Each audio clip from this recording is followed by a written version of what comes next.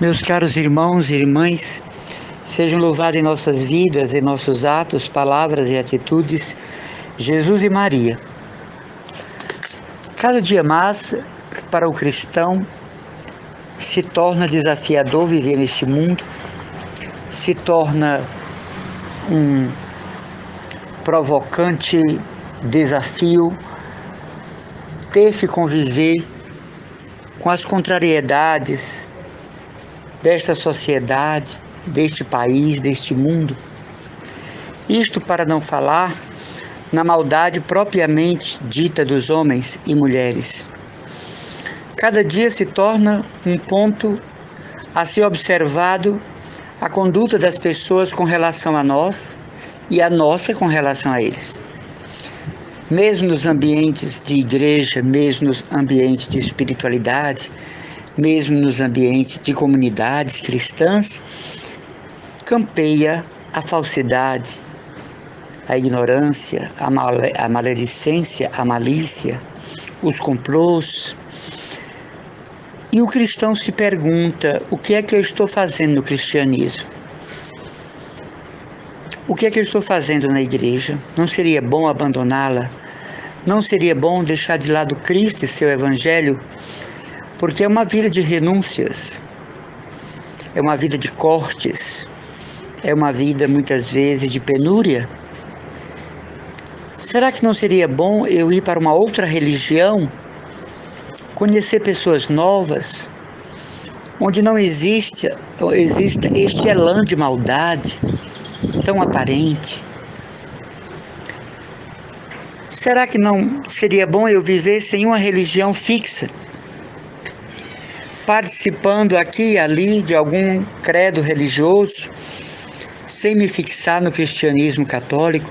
Talvez eu tivesse uma vida melhor, talvez eu fosse uma pessoa mais ponderada, tivesse paz, tivesse até prosperidade, talvez eu tivesse mais paz de espírito do que estando no cristianismo católico. É possível que alguém, ao longo de uma caminhada, tenha vontade de desistir, por conta dos grandes atropelos, dos grandes entraves, dos grandes combates, das grandes confusões, das grandes armadilhas preparadas para ele ou para ela dentro da igreja. É possível que alguém esteja cansado da hipocrisia de quem sobe para pregar a palavra. No entanto, isso seria fugir da raia. Isto seria abandonar o campo da fé. Isto seria apagar a luz interior. Amados irmãos e irmãs, na atual situação do mundo e da igreja, da sociedade, nós somos chamados a ficarmos na vigília da razão. E a vigília da razão não é outra coisa que nós vermos os fatos como eles são, nem mais nem menos. Não acrescentar ao dissabor o que ele já tem de amargo. Não aumentar a gravidade do que já está a nos preocupar. Nós somos chamados à vigília da razão para entendermos o que se passa ao nosso redor e aí sim nos posicionarmos. E aí sim tomarmos decisões para nos precaver da ação do maligno que impera. Na passagem do capítulo 2 de Jó, por mais que seja um livro fictício, Deus pergunta a Satanás, o diabo, o mal, de onde ele vem. Ele diz: eu ando perambulando pelo mundo, para dizer que a maldade é uma constante na vida do ser humano, na minha vida e na sua. Nós nunca devemos pensar que somente o outro é mal comigo. Eu também posso estar sendo mal com o outro. Eu também posso estar sendo hipócrita com o outro. Eu também posso estar sendo pedra de tropeço para o outro. Mas no caso de nós sermos as vítimas, é bom acender em nós a chama da fé e estarmos na vigília da razão. Porque pessoas ruins em todo canto tem. Pessoas de má índole em todos os lugares se acham. Pessoas mal intencionadas estão presentes em todos os lugares e não só na igreja.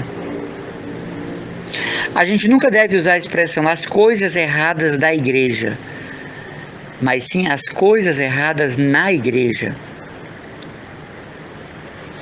Porque senão a gente embaralha, não é? E aí quando a gente embaralha fica difícil, fica muito difícil. Eu confundo o sagrado com o profano, o lúdico com o real. Eu confundo o que é meramente humano com o sobrenatural.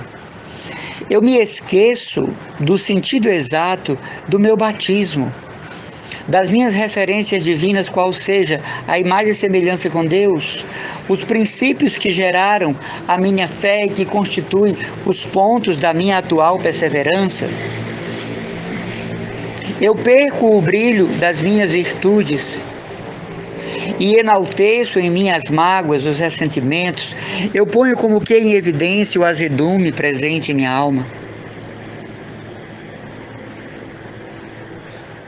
Já dizia o evangelista São Mateus, o reino de Deus sofre violência. E só os violentos o arrebatam. Então hoje eu queria refletir com você, meu irmão, minha irmã que me acompanha, que há momentos em nossa vida que deve predominar a vigília da razão, para que a gente não se deixe levar pelas negatividades.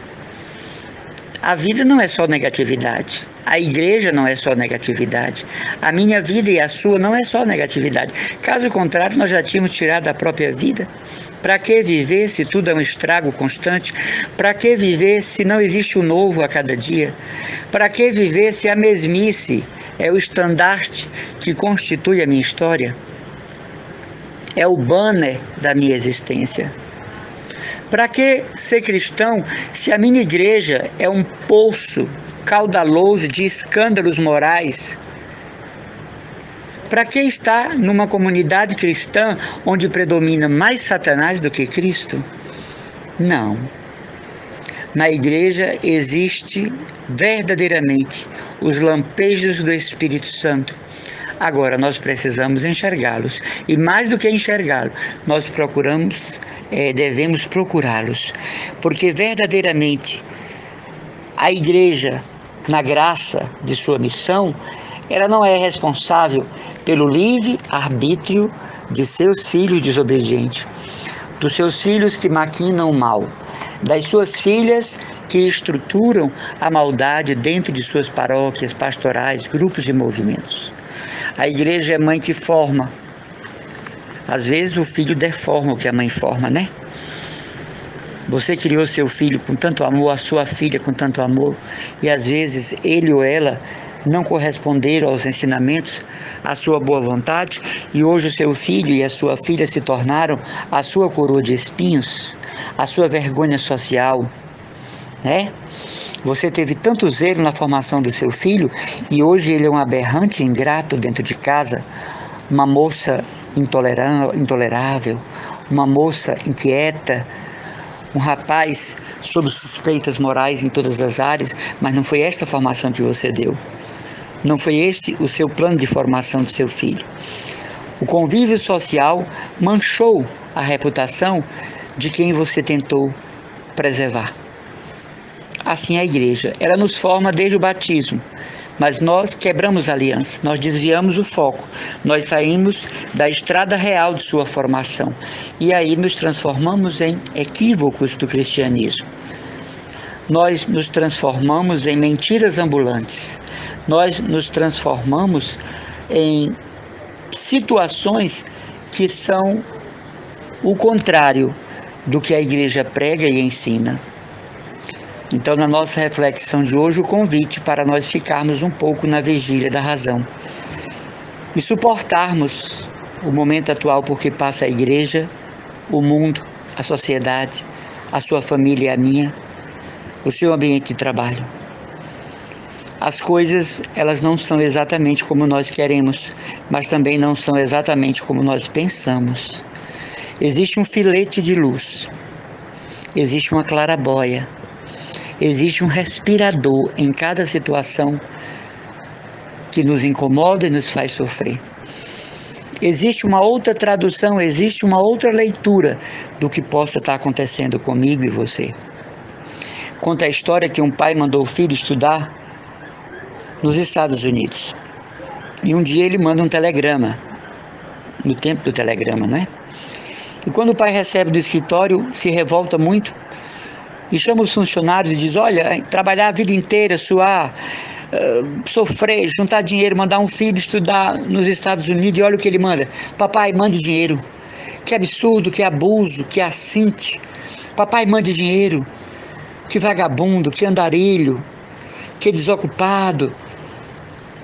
E ele guarda o telegrama no bolso, vai para o almoço em casa e já entra em casa batendo as portas.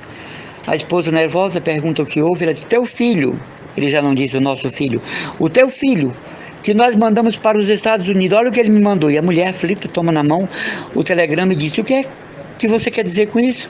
Olha aí, papai, mande dinheiro, que vagabundo, insolente. E a mulher olha para ele e disse: não, meu amor, você não entendeu. Sim, eu entendi, exatamente, está escrito isso. Não, ele está dizendo: olhe, papai, mande dinheiro. E naquele momento, como uma descarga, né? O emocional daquele homem se esvaiu, deixou-se inclinar para o bem. Ele tinha lido assim: papai, mande dinheiro.